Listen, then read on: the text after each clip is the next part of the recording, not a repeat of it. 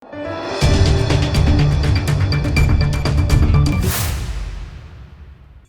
દર્શક મિત્રો, આપ જોઈ રહ્યા છો લોકમૈત્રી ન્યૂઝ. હું છું એન્કર અમિતા પટેલ. હવે જોઈએ અગત્યના સમાચાર.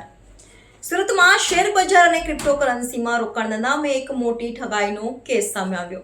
સુરતમાં શેર બજાર અને ક્રિપ્ટોકરન્સીમાં રોકાણના નામે એક મોટી ઠગાઈનો કેસ સામે આવ્યો છે. આ કેસમાં એકાઉન્ટન્ટની ઓફિસમાં કામ કરતા કર્મચારીએ જ પોતાના એકાઉન્ટન્ટ સાથે 75.93 લાખ રૂપિયાની ઠગાઈ આચરી હોવાનું બહાર આવ્યું છે. ઉચ્ચ અને સારા વળતરની લાલચ આપીને ઠગાઈને અંજામ આપવામાં આવ્યો હતો. પોલીસે આ મામલે તપાસ હાથ ધરી આરોપીની ધરપકડ કરી લીધી છે.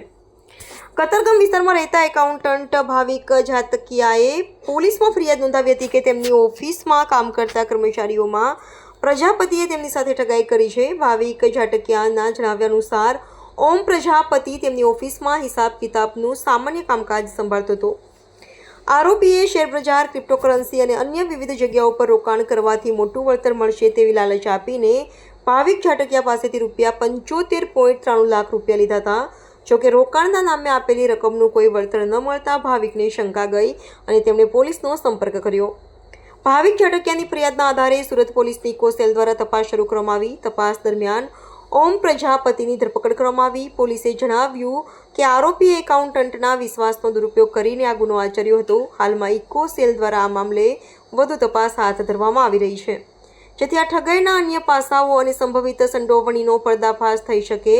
ઓમ પ્રજાપતિએ ભાવિક ઝાટકિયાને શેરબજાર અને ક્રિપ્ટોકરન્સીમાં રોકાણના નામે આકર્ષક વળતરનું વચન આપ્યું હતું. આરોપી ઓફિસમાં કામ કરતા હોવાને કારણે ભાવિક ઝાટકિયાના તેના પર વિશ્વાસ હતો, જેને લાભ લઈને તેને લાખો રૂપિયા એકત્ર કર્યા હતા. જોકે રોકાણના નામે લીધેલી રકમનો કોઈ નફો આપવામાં આવ્યો નથી, જેના કારણે કોઈ હિસાબ આપવામાં આવ્યો નથી, ન તો કોઈ નફો આપવામાં આવ્યો, જેના કારણે આ ઠગાઈનો ભાંડો ફૂટ્યો. આ ઘટના એકવાર ફરી નાણાકીય રોકાણોમાં સાવચેતી રાખવાની જરૂરિયાતને રેખાંકિત કરે છે. શેરબજાર અને ક્રિપ્ટોકરન્સી જેવા જોખમી રોકાણોમાં પૈસા નાખતા પહેલા સંપૂર્ણ તપાસ અને વિશ્વસનીય સ્ત્રોતોની મદદ લેવી જરૂરી છે. પોલીસે પણ લોકોને આવા લોભામણા વચનો પર આંધળો ભરોસો ન કરવા અપીલ કરી છે. Reporter Sunil Ganjawala, Lokmaitri news, Surat. ફરિયાદી શ્રી ભાવિક ઝાટકિયાએ અત્રેના ઇકોસેલ ખાતે ફરિયાદ કરેલ. જે ફરિયાદની વિગત એવી છે કે તેમની સાથે અન્ય ઓમ પ્રજાપતિ નામનો વ્યક્તિ પણ કામ કરતો હતો, નોકરી કરતો હતો અને એ બંને સાથે હતા. એ દરમિયાન એકબીજા સાથે પરિચય થયો, મિત્રતા થઈ અને ફરિયાદીને આરોપી ઉપર પૂરેપૂરો વિશ્વાસ આવી જતા આરોપીએ ફરિયાદીને એવી વિશ્વાસમાં લઈ અને એવી લાલચ આપેલી કે તમે અમને પૈસા આપો તો એ પૈસા અમે શેર બજારમાં અને અન્ય જગ્યાઓ કે જ્યાંથી સારું એવું વળતર મળે છે ત્યાં અમે રોકાણ કરીને તમને વળતર તરીકે સારો એક ફાયદો કરાવી આપશું.